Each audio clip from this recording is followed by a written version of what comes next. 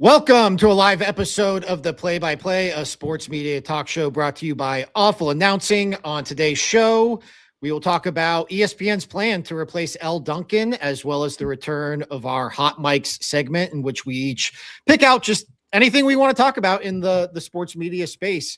But first, guys, the biggest story, I think, in sports media, in sports right now, is this Sherrone Moore fiasco at Michigan. By now, anybody watching this or listening, I'm sure is well aware, Sherrone Moore, the University of Michigan's football coach, was fired. The university claims it found credible evidence that he had an inappropriate relationship with a staff member. And then the entire the rest of the aftermath is that he was detained by police, and the circumstances of that are still a little bit sketchy, although there are still some reports out there as to what's happening.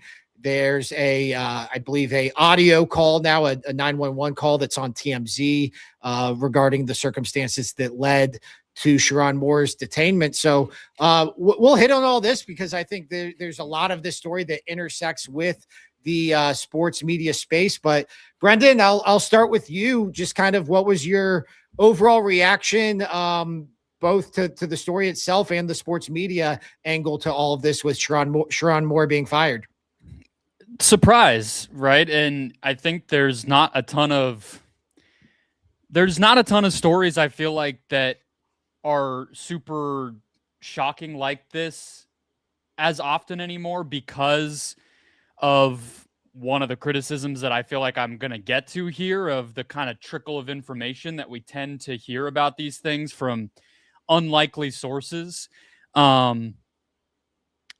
It's just a huge program with a scandal and an arrest. I mean, it's like this is what our space is designed to try to cover and do well. And I don't know if they did it this time. Drew, what about you? Yeah, when this story was breaking last night, kind of my first immediate media reaction was, where exactly can I go to hear about this story? Because it's breaking at in the evening, 7 or 8 p.m. if I recall correctly. It was like 4:30 p.m. actually. Okay, gotcha. Yeah, because we were able to get it on SportsCenter and PTI. But I guess as more details came out about it, and the arrest and all of that stuff, by that point, it was late enough at night when, ESPN's onto its just nighttime programming. It was showing the Stuart Scott 30 for 30. It had a high school football game on ESPN2. Fox Sports was just showing some World Cup recap show. There was nowhere I could turn to for traditional live breaking news coverage of the event. And that's really what I wanted in that moment. I didn't actually check out the cable news networks last night. Maybe I should have. Maybe they were doing something similar. But to me, it just harkened back to, maybe a month or two ago now, when all this NBA gambling stuff was breaking, and ESPN really didn't have the, infrastructure to cover it like it once did. I don't know if you can blame them exactly, because they had, they had programming already scheduled for the primetime hours. So I can't blame them for going with that instead. But I just wanted somewhere where I could tune in and get the real-time updates. And instead, I think I just had to turn to Twitter and unverified sources and stuff like that, which, I'm sure we'll get to a bunch of that stuff. But yeah, I just thought there was no place to really go to get the coverage I wanted last night. Yeah, that part of it was definitely interesting because, like I said, it was around 4:30 p.m. Eastern time. And so ESPN's in the middle of NFL Live. I think this is a situation where it's the canceling around the horn and moving SportsCenter, at least temporarily, into that 5 p.m. slot probably worked to their advantage, because they were able to kind of hold off and get to it on SportsCenter without too much of a lag. But I had the same thought. I was trying to flip around and find cable news to watch for it. And I even went to the ESPN app, and ESPN News, I think, was showing a replay of Brian Windhorst's podcast. And to me, my thought there was isn't this what the ESPN app kind of exists for? Isn't this kind of your off ramp to handle breaking news and at least kind of cover your ass and say, this is where we're covering this instead of waiting 30 minutes to get to your next Sports Center. That part of it definitely stood out to me. I know Andy Staples and Ari Wasserman at On3, they did a live podcast, which, you know, probably as recently as 6 months ago, you would have said like, okay, they're utilizing new technology. Now it's like they're filling a void. Like, it's like there is this missing void for live and immediate coverage to some of these stories. So yeah, that's I don't know, Brendon, what did you think of the TV angle of all this in terms of how ESPN handled it? I just don't watch TV for news. Like, it's funny hearing you guys clamor for that, because I just, outside of election night every 2 to 4 years, I don't even do that. I think like I may have tuned in on January 6th, 2021. Like, I think, you know, I probably at a couple other moments, but definitely never for sports. I think it's just Twitter. Like, I just open Twitter and kind of see what the conversation is.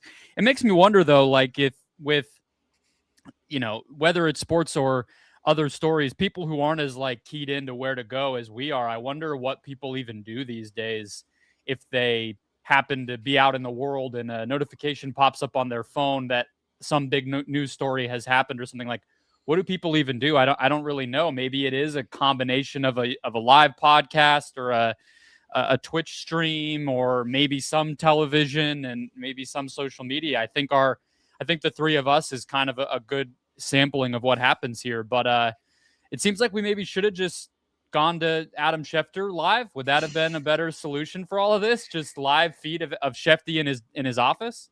We'll definitely get to that. And I think I have an idea of what that would have been. I will say a part of why I wanted to watch TV was due to circumstances. I happened to be working. Like, it just would have been nice to have something related to all this on in the background.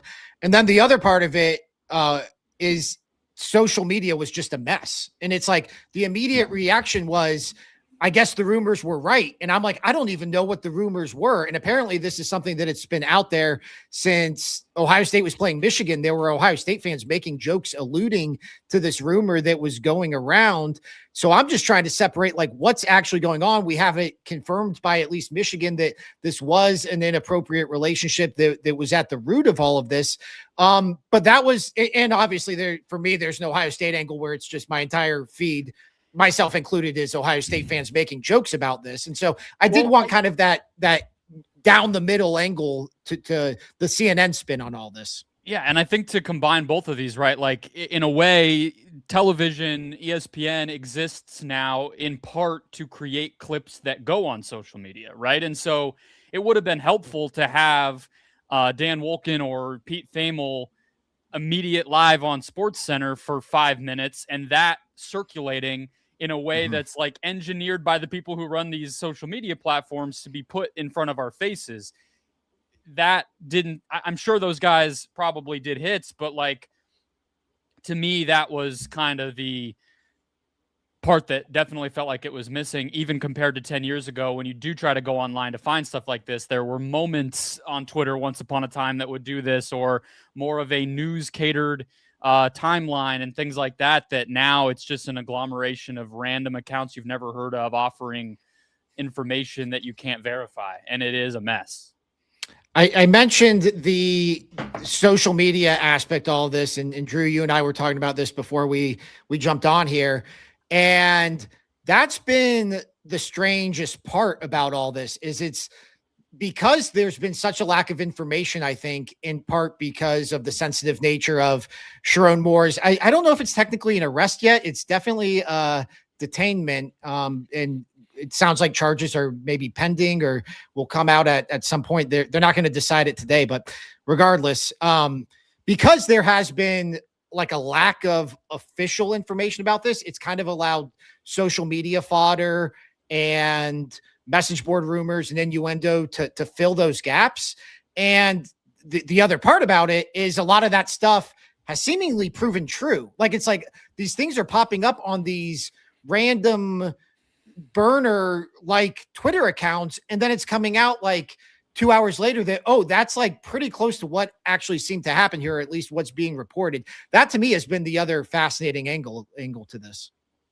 Yeah, I think there's like a much bigger story there as well. Like we were talking off the air about how like if you frequent, these college football message boards like you and I do, Ben, like you can identify the accounts that, reliably have some sort of inside information or might know somebody within the athletic department or be able to hear something through the grapevine that, 80-90% of the time turns out to be true.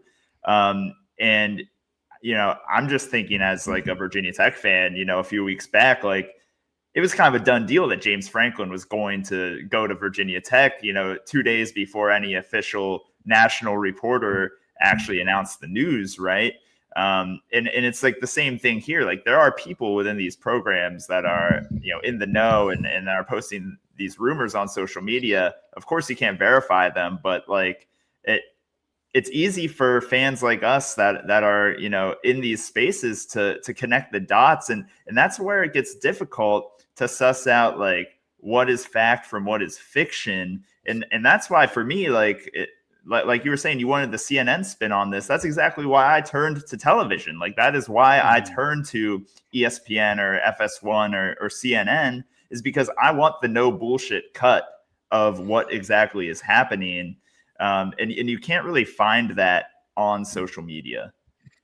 Yeah, I think that's sort of what I was getting at. Like, I think to me, like I'll just give 2 examples. So Dave Portnoy posts his response, right? Obviously a Michigan alum, not ever has never even pretended to be any kind of journalist, of course. So I'm not like even gonna put that upon him or his company. Like that's not what they do, and I get that. But they have become more prominent than people who do journalism, right? Like so they kind of are filling the void of the place that you go to kind of get reaction and response and analysis of this kind of thing, even if they don't intend to do it in a journalistic way.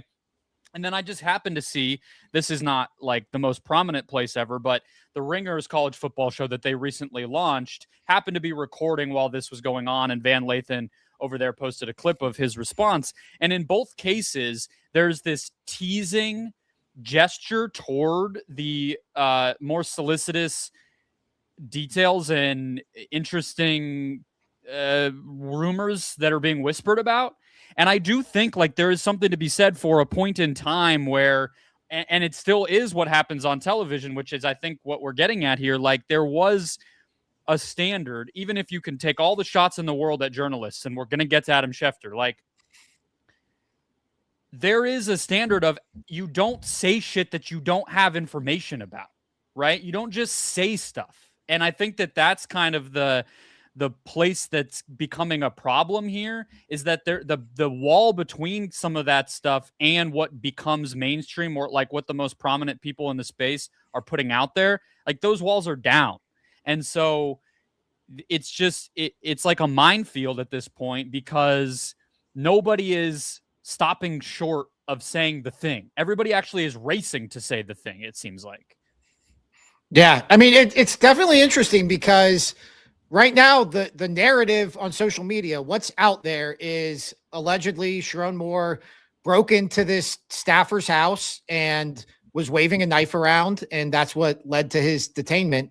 And and maybe this has changed since we started recording. A lot of this has been breaking pretty quickly, but the only people who have lent their voice to that are John U. Bacon, who is a famous Michigan historian and author. So he's the one credible voice on that. And the rest is like from Twitter spaces and burner social media accounts and message board stuff. Like, it's just like, but that's the pervasive narrative. So like, I mean, it certainly seems to line up with the 911 call that got released, and that's what's tough, right? Is it, and like you said, it ended up being true. So it's hard to like hammer it too hard, because these people were right. Van Lathan, Dave Portnoy, like the little teasing haha stuff like ended up being true. But I think the other place you get the truth is also local news, which is where that interview happened with the historian. Like these are the places that actually are doing a good job of it.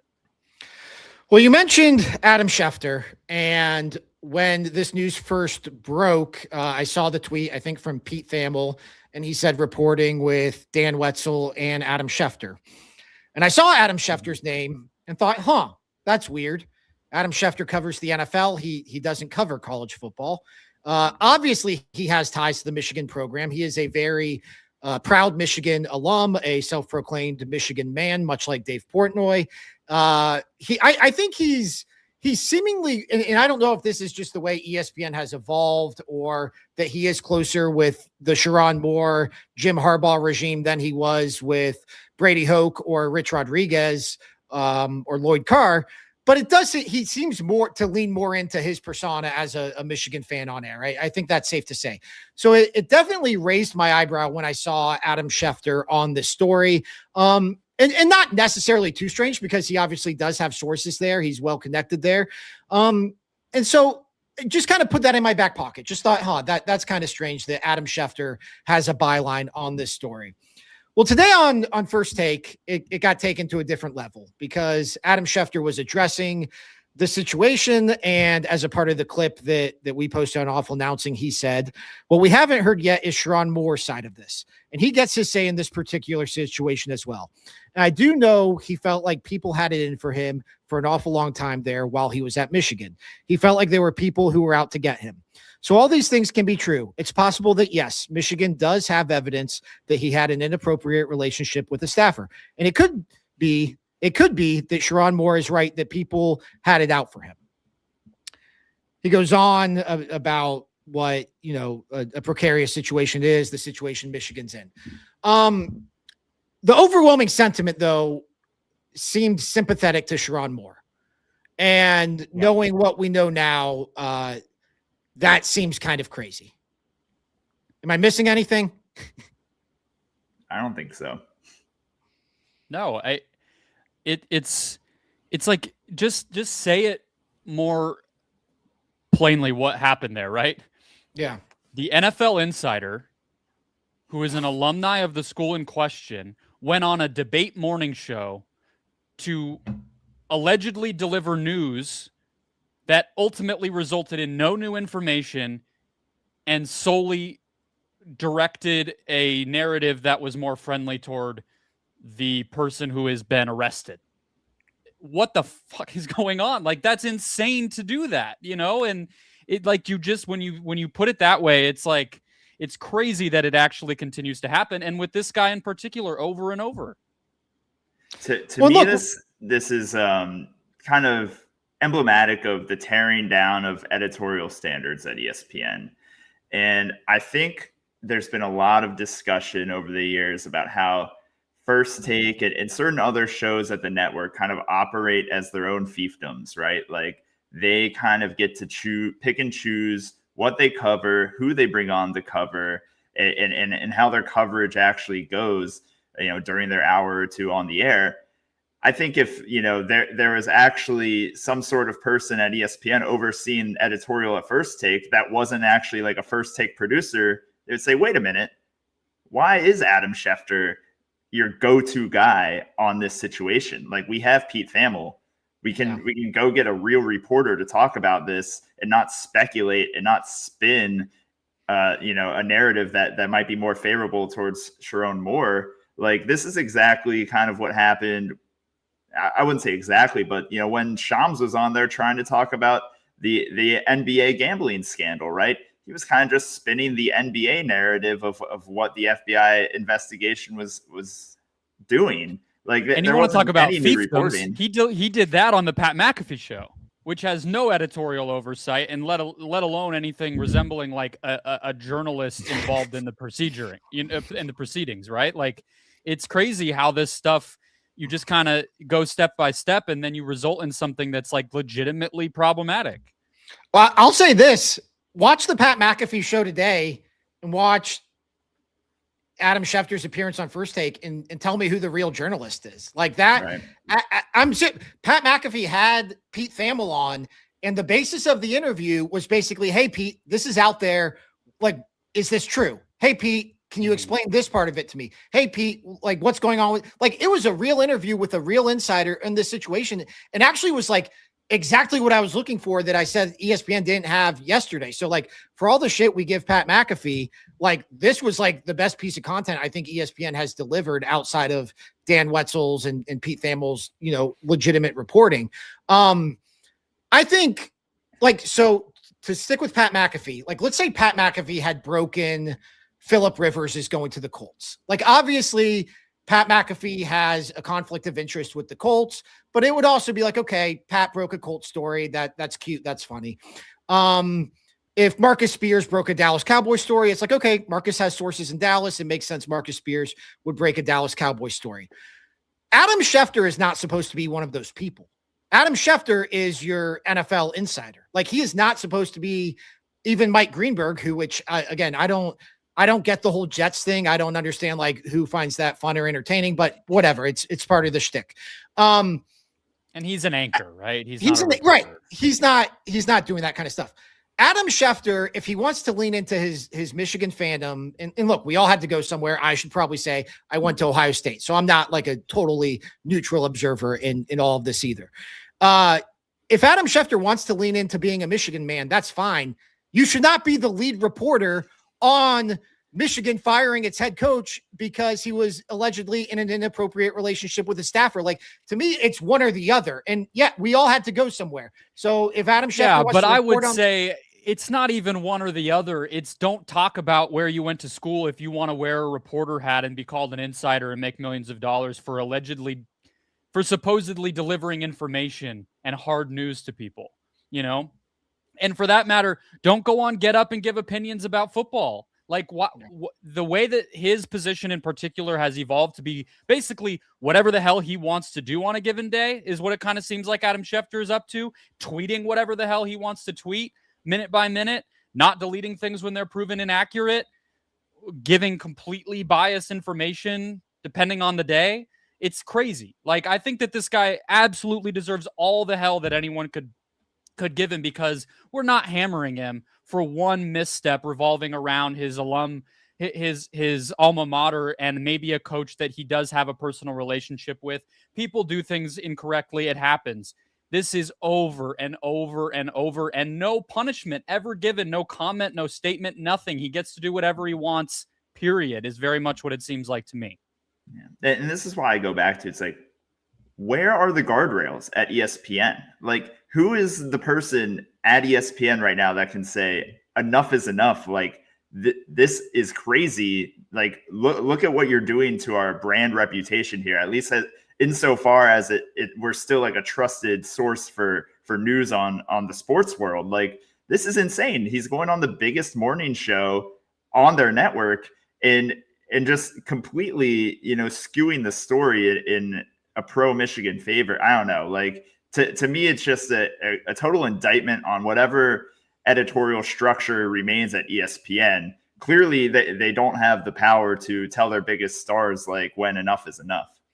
I think the other part that we probably can't hammer home enough is he is not their college football reporter. Like, this is not his beat. This is not his, like, you have multiple college football reporters. You have Pete Thamel, who you promote as your college football version of Adam Schefter. Like, it's just totally out of place aside from the content. Yeah. And it's so obvious why it's happening. It's because of his connection to the story. Right. It's like that's the reason he's even talking about it. It's crazy.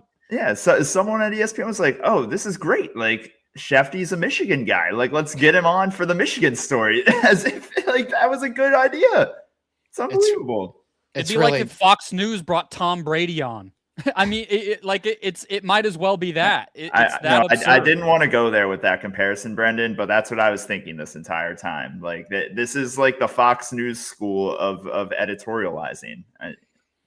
I wouldn't have said it about Schefter. Like, I'm obviously we're judging him based on how he handled it. Like, if they had chosen to bring him on and he actually had insights to the situation because of his proximity to it, obviously there would have been a conflict of interest. But if he handled himself professionally, I think we wouldn't be having this conversation. It's what he said, and that's what made it so crazy. Well, I think the important part of what he said, and you mentioned this earlier, Brendon, is that it added nothing.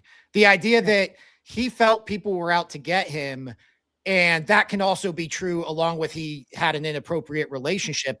Well, the part about people being out to get him is total. It doesn't matter. And he's been arrested now. That's what, it's not, the story's not even just about the firing anymore. The man allegedly, was a danger to other people around him. you know, based on the reporting that's out there. The fact that the boosters around Michigan's football program might have not liked the guy is irrelevant at this point, you know? Yeah, it doesn't contradict anything, doesn't change anything. And just a crazy story. I will say, to ESPN's slight credit, nobody else on the panel was buying in to what he was saying. Like, everybody else was, I mean, some of them I thought were visibly uncomfortable. Some of them were quick to just like run over his point and make it clear they disagreed. And by the end, Adam gave a little bit of a more well thought out statement about how his sympathies are with Sherrone Moore's family, as opposed to Sherrone Moore. So we'll see. I don't think this is the last we've heard of this story, but moving forward, let's stick with ESPN news coming out. First reported by Front Office Sports yesterday and confirmed by ESPN today that Christine Williamson, in line to replace Elle Duncan, who is departing for Netflix next week, on a couple of roles. She will be taking over on the 6 p.m. Sports Center alongside Kevin Nagandi, and she will also be taking over Elle Duncan's women's college basketball role on their women's college basketball studio show, including the Final Four. I don't think we mentioned Christine Williamson when this news first broke, but the more you think about it, she definitely kind of stands out as the obvious successor, probably to both of these roles. Yeah, I felt kind of silly once I saw this headline yesterday that we didn't mention her a week or two ago when we were talking about this story. She's such a clear successor for those two spots. I'm pretty sure she's been handling the 5 p.m. half-hour Sports Center ever since Around the Horn got canceled. So clearly, she was thought highly of among ESPN brass. She has the experience in women's basketball. To me, this makes a lot of sense. So, not surprised by this hire. Yeah, and I think with Elle being based in Bristol is a factor there, right? Like, that 6 o'clock Sports Center is still an important one.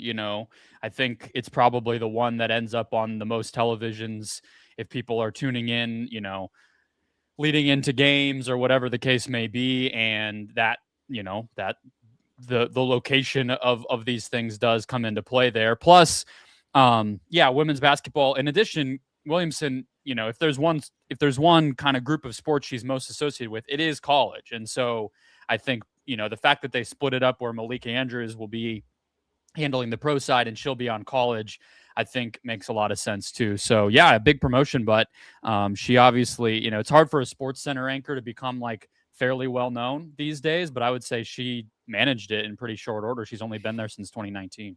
Yeah, I have a new, I think, emerging ESPN theory when it comes to who they are going to promote, because this was also backed up by, not to pat myself on the back, but I feel like I had the inside track on Shea Cornette replacing Molly Karam on First Take. And the biggest reason I thought that was just something that stuck out to me was when ESPN was doing their 50 states in 50 days tour over the summer, and they had Shea Cornette all over that traveling. And I was just thinking the amount of resources you're putting into this and the platform you're giving to Shea Cornette really makes me think that, like, you're a big believer here, that this is somebody you have high hopes for. And I've seen that with Christine Williamson too. She's been on the road a lot. One segment that stuck out to me was, I think, Miami last year was hosting Duke. She went to Miami, Florida. And so they had her on campus throughout the day and really kind of eventized that Sports Center. So that's my new theory. If you see somebody at ESPN on the road, big things ahead. Speaking of being on the road, I believe she was also the one who did the Bill Belichick interview at ACC Media Day. That was one of his first opportunities to kind of discuss all the stuff that had been thrown around about Jordan Hudson and whatnot. So, it tracks. They clearly still think of Sports Center as their main kind of development track for anyone who's going to get bigger and better opportunities. Good shout there. All right, let's move forward to our Hot Mics segment. This is just something any of us wanted to talk about from the world of sports media. I'm going to kick us off because I think mine is nearing its expiration date. But I wanted to talk about this Max Kellerman appearance on the Bill Simmons podcast last week. I have to admit, I was not familiar with Max Kellerman's game. Like, I arrived at Awful Announcing shortly after Max Kellerman was laid off at ESPN. I can't say I watched a whole lot of First Take while it was in the Max Kellerman era. I obviously knew him from Around the Horn and from his boxing work, but like I said, I arrived at Awful Announcing in September 2023. Max Kellerman then disappeared off the face of the earth for 2 years before popping back up these last few months. And that man is a take machine. Like, that guy has a take on everything. And there were parts of the interview where it felt like you were kind of trapped with the most annoying guy at a party who just like has to tell you his opinion on everything. But then, like, the more I listened to it, and it was like a full 2 hours, it's like, this guy is researched. This guy thinks out his angles. Like, there is kind of some Skip Bayless where it's like, you cannot be this passionate about this subject. But like, I don't know. I was under the impression that the whole thing with Stephen A. Smith didn't work because Max wanted to be more nuanced and Stephen A. Smith was a take machine. I think I got that one backwards. Like, Max wants to play the game. Max wants to do takes. And it really makes me a lot more interested and invested in where the rest of his sports media career goes from here. Well, he kind of laid it out in that interview. Part of the problem between their approaches to that show. And I think it's that Max cares about being right a lot more than Stephen A does. I think that was maybe more of the problem. But yeah, I think we think of like broad, big picture sports takes as inherently lazy because a lot of the people who do them are. But Max is, I think, the exception to that rule. Like, he actually has something to say. He has like a real thought about, it's going to be about the Cowboys and winning mentalities and all the kind of like cliches. But like, when he does it, you're kind of like, damn, okay, I agree. You're right about that one. So yeah, it was fun. I'm glad he's back. I don't know if Rich Paul's the best guy to partner with, but conversation for a different day. Yeah, that podcast is going to be interesting for a variety of reasons. I think it's pretty easy to see. Drew, did you listen to Max Kellerman on Simmons?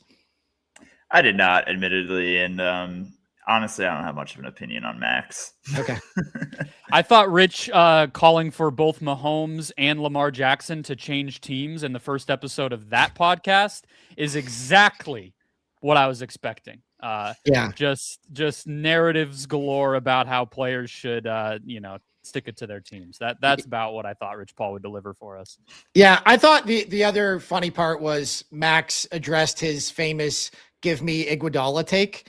And when him and Bill started talking, the take was that with like your life on the line or the fate of the universe on the world, who would you want taking an open shot? And he wanted Andre Iguodala over Steph Curry.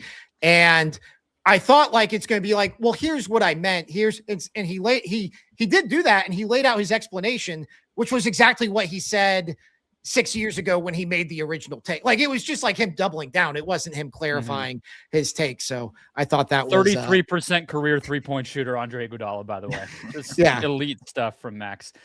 Drew, what's yours? I'll go last.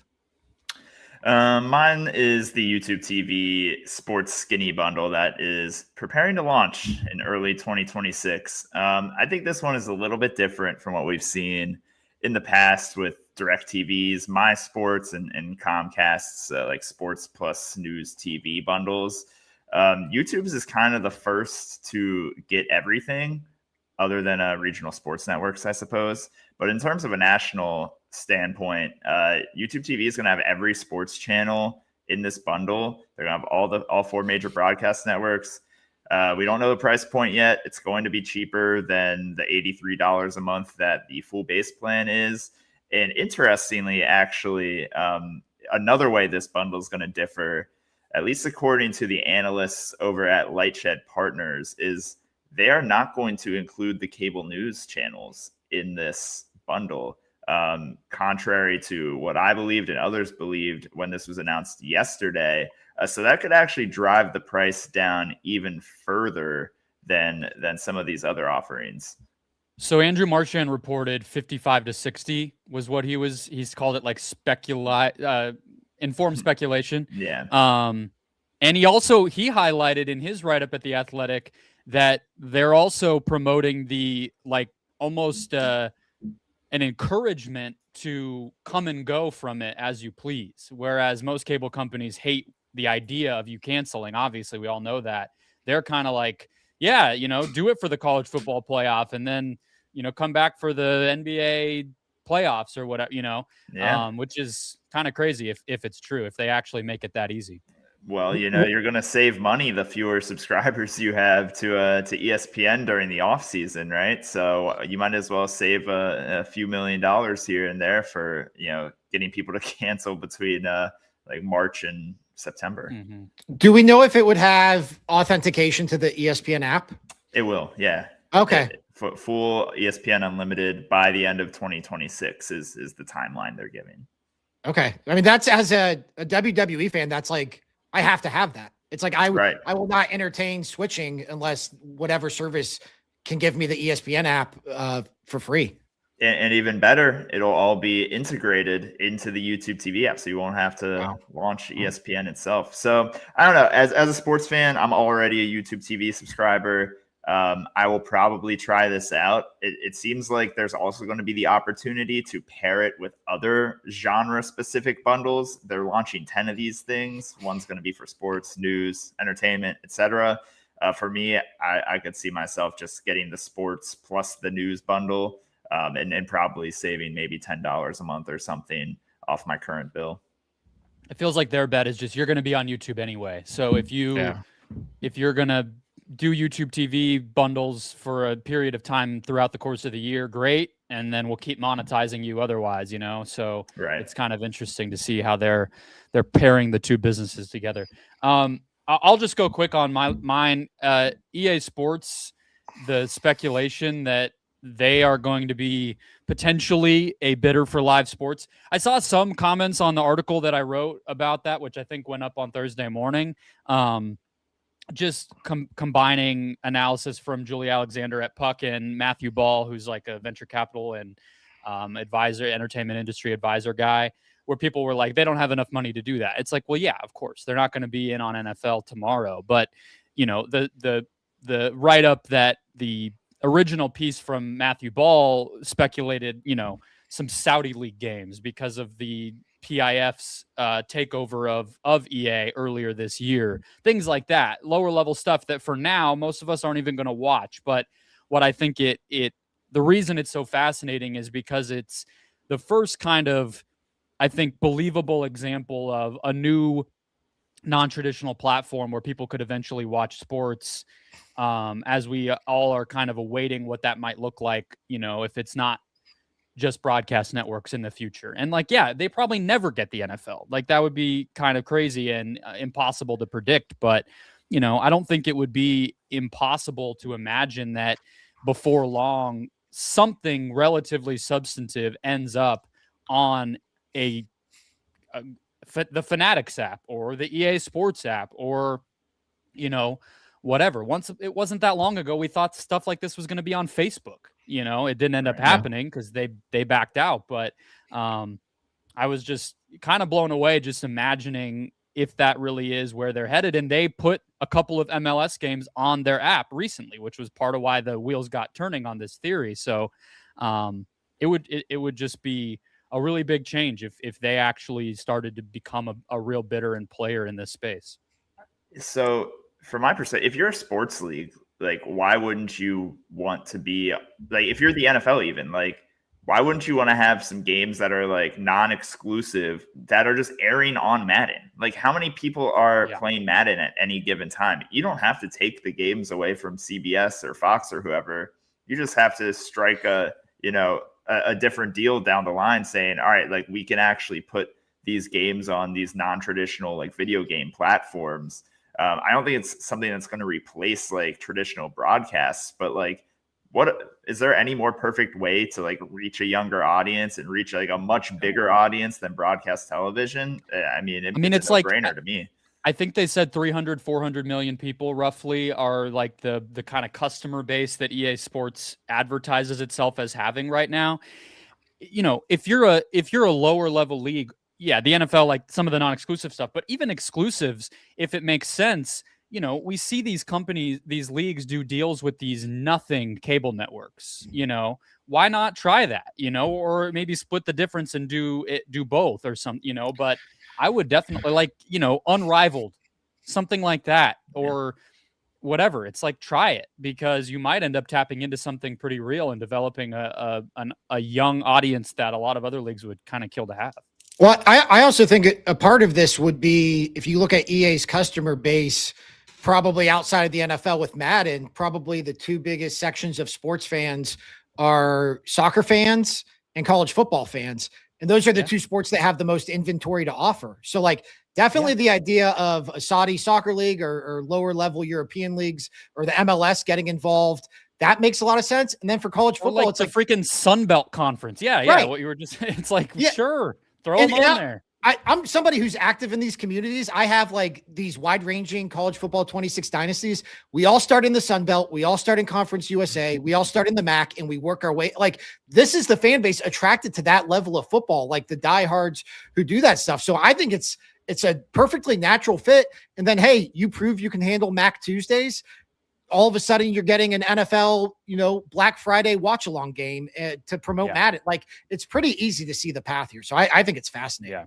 All right. I kind of have an oddball idea before we sign off. If I'm like TGL, dude, this is like perfect. Put yourself in the golf video game and you can have people like play along with the golfers on that are like actively playing TGL. Yeah. You could easily like implement that, I feel like. Well, that's one of the things that they referenced, that Ball referenced, is that, which I didn't even know, FIFA is implementing these kind of augmented, like, basically, hey, in this past weekend's Premier League action, Erling Haaland narrowly missed a penalty kick.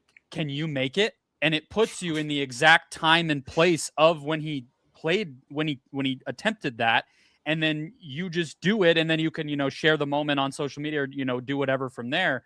It's like they're already kind of showing us what their idea would be here. So I think at this point it's just about getting the kind of platform, building up the app and stuff, and having the tech and the money to actually pull it off. But to me it feels like this is a lock that we're going to hear about them getting involved in something before long. Totally agree. That was a great hot mic. Definitely interested in following that one further. So that's going to do it for today's episode of the Play-by-Play. If you enjoyed the show, subscribe, leave a review, tell a friend. We will be back with you next week, breaking down all the latest in sports media.